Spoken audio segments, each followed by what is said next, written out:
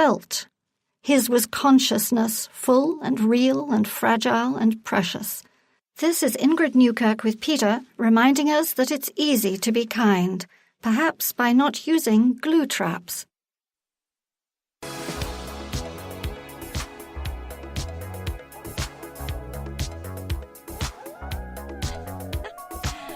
Welcome back to One Life Radio. This is Bernadette with Diamond Gray, Lexi Brinkley. I've got Daniel Tagg, Elizabeth Albert in studio, and Dr. Tim Church. Tim Church is a medical doctor, and he is a Master of Public Health and a PhD. He is one of the country's leading physicians in exercise and obesity research. As Chief Medical Officer of ACAP, that is I can't read your handwriting, Lexi. Sorry. Accountable care, accountable patient. Accountable care, accountable patient. Bad handwriting. Okay, health counseling. Dr. Church seeks to reduce the production of and destruction from disease by guiding the company in the creation of clinical strategies and disease-specific battle plans. He is also a professor of preventive medicine at Pennington Biomedical Research Center at Louisiana State University, where he promotes healthy living through research and education in nutrition and exercise biology. Such an honor to have you on the show. Dr. Tim Church, welcome to One Life Radio. Thank you. It is a pleasure. Okay, good. We want to lighten it up here. That last segment was pretty heavy. It really was. But necessary, I believe. Absolutely. Well, how did the research into exercise and weight gain begin? Not so much now, but in the past it was, hey, you need to lose some weight, go exercise it off. And what you would see is people like, hey, I'm exercising an hour a day. I'm like, yeah, I've lost a little bit of weight, usually 2 to 3%, but I haven't really lost that much. So in our clinical trials, you usually think, oh, well, they're just not exercising. Well, in our clinical trials, you exercise in front of us. We know every single calorie you've burned. You've been with us for 6 months. And when in the first trials, we would find out that this is crazy. These people, they're exercising with us an hour a day, 4 days a week, and after 6 months, they've lost 3 pounds. And we're like, how could this possibly be happening? Is this a metabolism thing? Is their metabolism changing? Or are they eating more? If they are eating more, why? And there's a whole bunch. So we actually did a study where we because people, if you ask them about their diet, they will lie to you. Yeah, I know they do. They don't mean to. It's just really hard to it's just one little piece eat. of chocolate, right? But if you do it every night, it adds up. So what was so different about this study is we actually have people drink this special fluid. And this will tell us how many calories you have eaten in the last 10 days. You can't cheat it. Okay. And we also had these people do buffet tests where they would come in and eat at a buffet. So we would watch not only how much they eat, but what they eat. Did you weigh it? Oh, we do everything. Okay. It's all video. It's videotaped, so there's no sneaking. No, okay. You can't sneak this. And then we'd ask them if you eat more. So we'd ask them, they would all say, no, I'm eating less. And that's always 500 calories less. At the buffet, nothing changed. But guess what? What? They're eating more. They're eating more. The chemicals told us they were eating more. That's crazy. But there's no one. The big take-home message here, there's 3 types of people. And this is what I hear all the time, like, oh, when I exercise, I just can't eat. I'm not hungry. And that's about 10% of people. Mm-hmm. There's a whole bunch of people, when I exercise, I eat a little more. And then there's the group you don't want to be in. When I exercise, I go completely off the rails. And that's exactly what we saw. Uh-huh. We saw 3 distinct groups of people. We saw about 10% of people who lost more weight than they should have.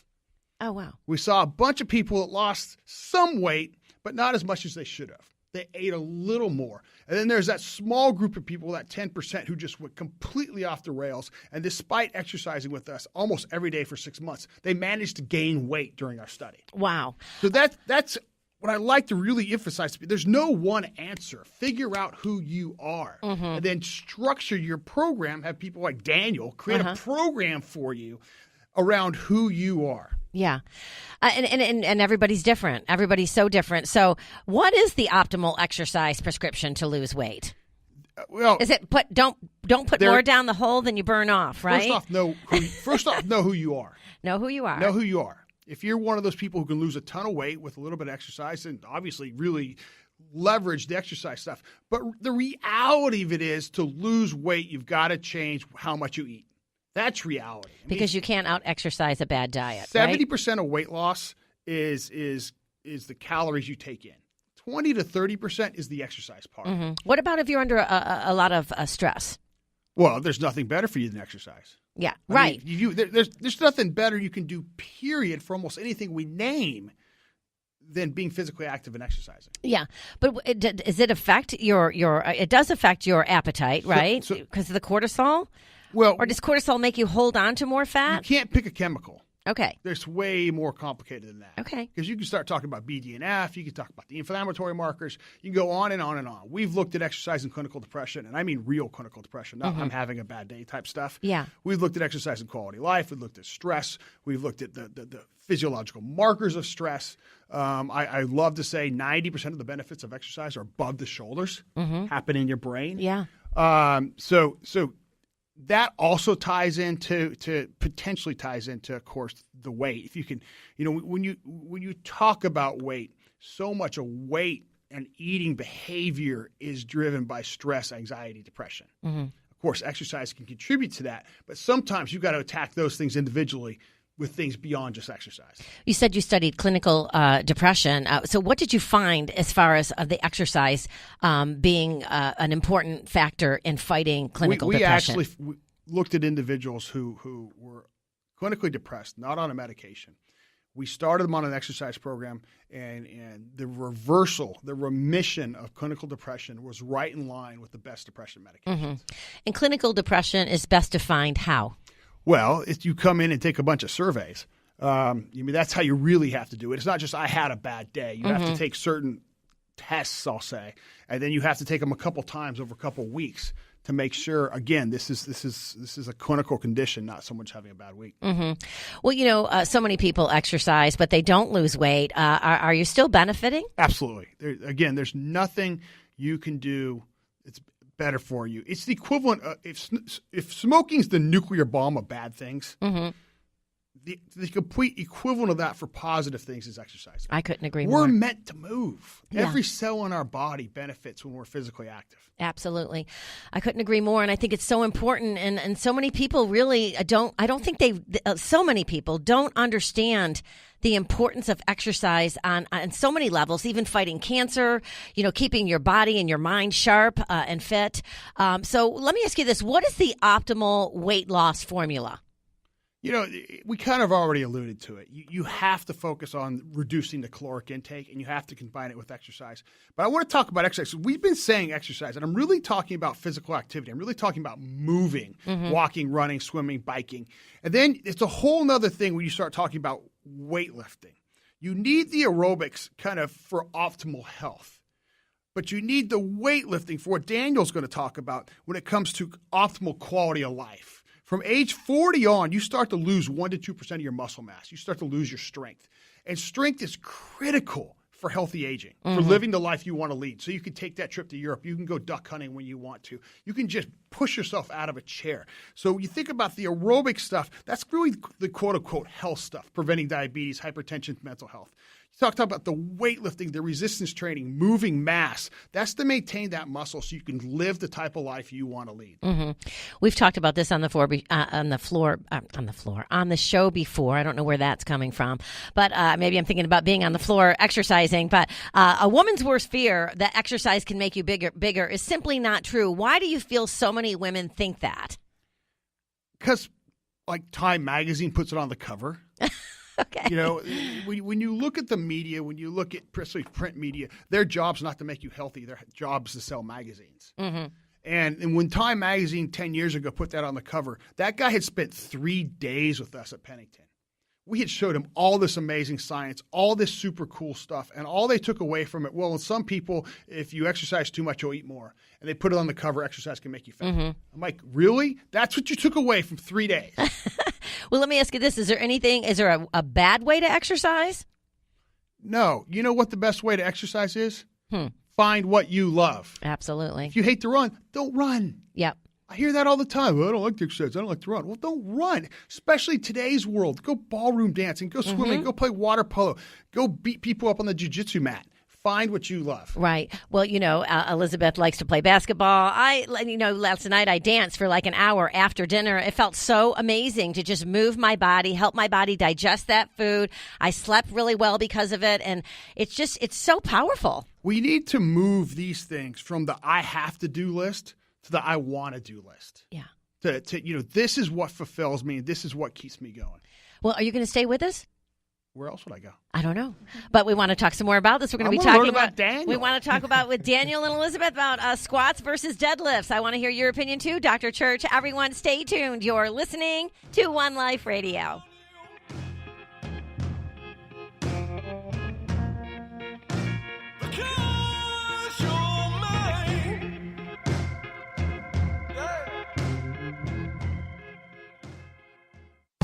Hey, this is Sean Wells of the International Society of Sports Nutrition. One Life Radio is proud to partner with the ISSN. The ISSN is the world's leading scientific organization dedicated to the science of supplements and sports nutrition. For their latest conferences and events, go to the ISSN.org. That's the ISSN.org.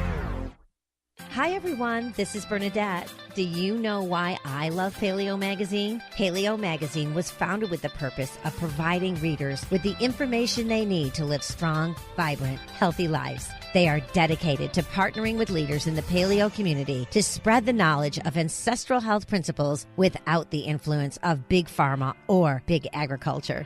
Paleo Magazine. Follow them on Facebook, Twitter, Pinterest, and Instagram, or visit them at paleomagonline.com. That's paleomagonline.com. Here's the dill pickle. Squatty Potty works. It's awesome. Find yours at your local Bed Bath & Beyond, Amazon, or squattypotty.com. That's squattypotty.com. Sun Warrior believes that plants provide the cleanest and most powerful foods, rich in antioxidants, vitamins, minerals, enzymes, and phytonutrients. Our bodies crave real foods, especially in this age where we heavily process everything we eat, stripping out all of the benefits and nutrition well before we have a chance to even use them. Illuminate your body, mind, and the planet with Sun Warrior. To learn more, visit them at sunwarrior.com. That's sunwarrior.com. Did you know, when depressed, sheep hang their heads and avoid company? But if content, they socialize and wag their tails like puppies. Rams lean against stone walls so that other sheep can stand on their backs to reach high grasses. Sheep recognize each other by facial features, and when shown photographs, they can remember at least 50 other sheep and 10 human beings, even if they haven't seen them for 2 years. At Poplar Springs Sanctuary, you'll meet rescued sheep, like Fanny, who is found tied to a mailbox, and Adam, who escaped ritual sacrifice. Visitors' faces echo Anatole France's words, "Until one has loved an animal, a part of one's soul remains unawakened." This is Ingrid Newkirk with Peter, reminding us that it's easy to be kind, perhaps by choosing faux fleece.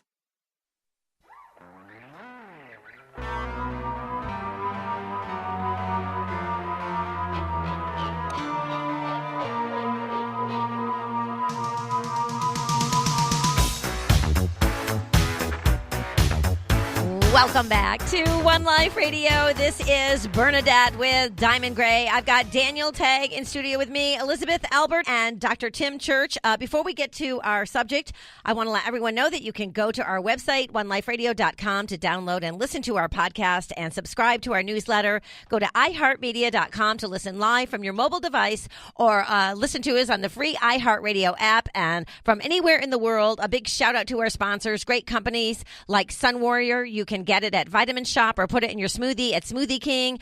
Squatty Potty, the original squat to poop toilet seat. And now I saw where they have one that lights up. So in case you can't find it in the dark at night, I guess. But check it out at squattypotty.com. The H Hemp Company, use the code OLR for 20% off your first order. There isn't a day that goes by that I don't forget my CBD oil. It really does keep me level focused and ready to take on the day. and it's made only with premium hemp cannabinoid genetics. Of course, there's Paleo Magazine. Visit them at paleomagonline.com, and the Well-Being Journal, and also the International Society of Sports Nutrition. All of our great sponsors help bring this programming to you. Dr. Church, welcome back. And Daniel Tagg and Elizabeth Albert. I guess I'll start with Daniel since I've already introduced you. Daniel Tagg is an orthokinetic specialist trainer at Telos Fitness Center, and he is